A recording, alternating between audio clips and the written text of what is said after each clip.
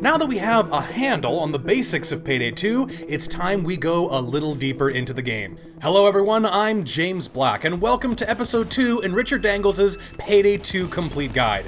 Richard asked me to come and help with the series, and I was more than happy to take a break from beating hobos to death in a back alley somewhere, and come help him out with this episode. In this video, we'll be covering finding and completing your very first contract. If you didn't already know, Washington, D.C. is an absolute hive of scum and villainy. Case in point, there's a whole website dedicated to joining crimes in progress. Crime.net. Yeah, the cops have got to be smoking something if they missed that one. As the hardened career criminal you obviously are, Crime.net allows you to select open contracts as well as a handful of other useful things. Open contracts are displayed on the map of metropolitan DC and will populate and change over time, and this will normally display both contracts you can host and contracts being hosted by other players in Payday 2. This menu can be quite a mess, so hitting the L key will display the legend and allow you to decipher some of what's being displayed. The key things to look out right now are what difficulty level they are, if they're open or another player's contract, whether they are stealthable or not, and if you're joining another player's game, whether they plan on taking a loud or stealth approach to the heist. Hitting F will bring up the filters menu, and here you can select different parameters to filter down to the contract you want. For newer players, I would highly recommend playing the first few missions on either hard or normal, not only to familiarize yourself with the way the game works, but also to let you focus on Bane's sometimes useful instructions and get a better grasp on what the game actually expects from you. Once you've selected a contract, you'll be either taken to a lobby, if playing online, or straight to the planning menu if you're offline. In the lobby, you can edit your inventory, purchase weapons, change skills, and so on. This will be helpful especially after you complete a contract and you want to do another one, but it requires a completely different approach. You can also see players that join your lobby, as well as the armor that they're using, if they're using skins, if they're infamous or not, and what weapons they have equipped. Once you hit start, you will enter the planning phase. Here, Bane will give you a description of the mission, as well as if it's stealthable or not. It's important to listen to what Bane says here, as it can give you clues on how to approach the heist, which can save you quite a bit of headache, especially on more chaotic missions. Most heists will let you purchase and place equipment at predetermined locations, as well as get extra bonuses to help you along, such as better drivers or pilots that will more reliably pick up loot, as opposed to drunkenly careening around the sky, missing pickup after pickup while you're getting your ass chewed up by Washington's finest. You can also place hidden loot stash points that save you time and energy trying to carry stolen goods across dangerous areas. All of these can be extremely helpful, but usually come at a small cost to your offshore account. This means that you can show off like Mr. Moneybags buying up all the useful assets while your friends watch on in rapt supplication. Oh wow, you bought the sniper? You're so cool, play with me forever, senpai, wow. Some heists, especially ones with more moving parts, will have an additional pre-planning menu, which will give you access to a fully interactive blueprint screen, where you have much more flexibility in the placement of items.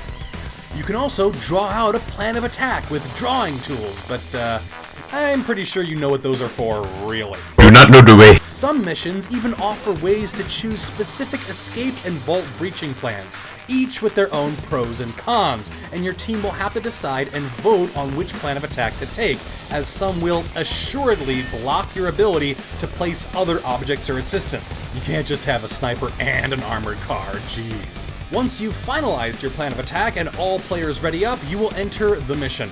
In many instances, you will start with your mask off, indicating that all or at least part of the mission can be completed without alerting law enforcement. In others, you will spawn masked up, but some of these can still be stealth, such as Shadow Raid or the second day of Firestarter. With the mask off, you are in casing mode. Here, you will remain under the radar to civilians, but cameras, police, and guards will detect you as normal. The speed at which you are detected depends on your detection rating, which is in turn generated by the concealment rating of your weapons and the armor you're wearing. I know it's a pain, but come on. Post 9/11, dude walks into a bank in full combat armor with giant bulges in his clothing, and nobody's gonna bat an eye? Not only that, but you probably can't just start touching everything you want. Oh, Mr. Bank Manager, is that a safe? Can can I spin the little wheel? Ooh, I always wanted to see a gold vault. Can you hold my giant bag with a $sign on it? I want to see what's behind that door. I'm just curious. You are therefore limited in your actions during casing mode without certain skills, so use this time to get a feel for the map and where your objectives might lie.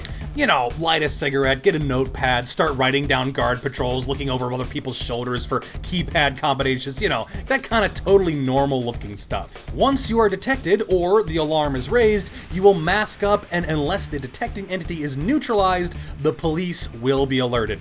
Bane will usually give you an initial objective to set up the heist, which may turn into additional ones. For example, the bank heist will first have you locate the thermal drill into the vault, and then secure the loot in the escape vehicle. Some heists will allow your progress with activities you've completed before the alarm was raised to be finished after the alarm is raised, so it is recommended to get as much as you can done before people notice what you're doing. Bane will, of course, periodically remind you what you're supposed to be doing, and new objectives will flash on the screen when activated. The vast majority of missions, just going off player statistics, and the majority of Heist's playable modes are completed with law enforcement alerted, also known as going loud. When the boys in blue show up, they'll usually surround the place and demand your surrender, like that's happening. This is pretty much going to escalate into a full-on gunfight. While they keep the area surrounded, providing at least some continuous pressure at all times, the cops will also cycle in and out of what are known as assaults. During assaults, police will arrive in increased numbers, and they'll be far more aggressive. Specialist enemies will also spawn in, like cops with shields, specialist taser and bulldozer units, as well as the infamous cloaker. As the heist progresses, assault waves will become more intense, usually peaking around the third assault wave. Assaults can be indicated by the flashing yellow ticker text in the top right-hand corner of the screen, and their start and end will usually be announced, once again, by Bane. He's so useful. The DC police, being the assholes that they are, will not only try to shoot you dead, but they will also attempt to tamper with your heisting efforts as well, cutting power, disabling drills, and stealing back the loot you just conveniently bagged for them. So it's wise to keep an eye on your equipment. These gunfights won't be a short endeavor, and as anyone who has ever been to a shooting range knows, ammo is depressingly finite. However, enemies drop small ammo packages upon their death, and players can bring deployable ammo bags as well. During planning or pre-planning, ammo can also be placed in the map, usually in strategic locations. Health can also be similarly placed around the map. Players can also carry around doctor's bags and first aid kits. First aid kits fully restore your health, and doctor's bags do the same thing. However, doctor's bags have a secondary effect. They reset your downs. The key element in understanding death in Payday 2 is as follows. Once your health is depleted, you will fall down and go boom, and need to be revived by another player or AI within 30 seconds. If you're not revived before the countdown expires, you'll be taken into custody. When you're in custody, you're out, and you have to watch your friends try and complete the mission in your absence. Fortunately, you have good friends, and they help you up. This regenerates a portion of your health, but not all, making a subsequent downing more likely. Here's the kicker. If you get downed 3 times, your screen will start to go gray. If you go down a 4th time during this period, you will instantly be placed into custody, no questions asked. However, if you manage to get to a doctor bag, your downs are reset, and you can fall over 3 more times before you risk instant custody again. Now, you can avoid taking health damage altogether, assuming you took that massive suit of armor that was so noticeable, you have an armor health bar. The difference with armor is that it will regenerate if you keep from being pew-pewed for a little bit. Hey, cover, right? Health does not automatically regenerate. However, as you begin to level up, you will unlock perk decks, and some of those will allow for health regeneration. We'll get into perk decks in a later video. They are some of the more complicated elements of Payday 2's meta, but just know that they're there and you'll get to them eventually. Assuming that the worst happens and somebody goes into custody, you will be reminded by Bane how useful civilian or police hostages are to your continued criminal plans. Both can be traded for your teammates in custody when an assault isn't active. So remember not to shoot civilians, not just because, they didn't do anything to you, but shooting them will also increase your time in custody, reduce your payout, and deprive you of that chance to get your teammate back. Civilians can be intimidated and then cuffed with cable ties by shouting at them, while police will usually have to take damage and then intimidated several times before they capitulate to your demands and cuff themselves. If all players are in custody or are down, the mission will fail, you will go to jail, Payne will post bail, and you'll have to start over, hopefully to prevail. For multi-day missions like Firestarter, you'll have to restart that day, so you won't have to go back to the very beginning, but many of the single-day heists are longer anyways, and either way, some backtracking will be in order.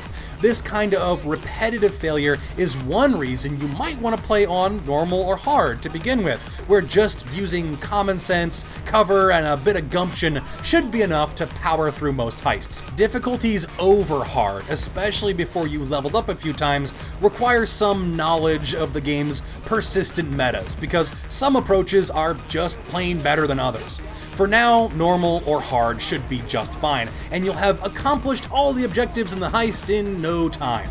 Once you have, Bane will order you to escape, no argument there, either by parked van, helicopter, or more exotic escape, depending on the heist. The escape is also 9 times out of 10 where any bagged loot items can be dropped off. However, if you're just carrying them on your back, loot items will still be counted for 70% of their value. There are also loose loot items scattered around, such as cash, gold, and jewelry, and keeping an eye out for these will add a not insignificant boost to your total payday. Once all loot is secured and all players are in the escape zone, the mission or day will end, and you go to a payout screen. Now you get to watch those delicious bars being filled up. Cash, XP, continental coins, persistent meta. Everybody gets a cut, but if you were a bad little boy or girl heister and killed civilians, or if you were in jail when the heist was completed, you'll lose some of that hard-earned loot. Bane's gotta pay for your $1 billion double dollar bail somehow, and it's coming out of your pocket. Maybe you'll lay off the trigger next time, cowboy.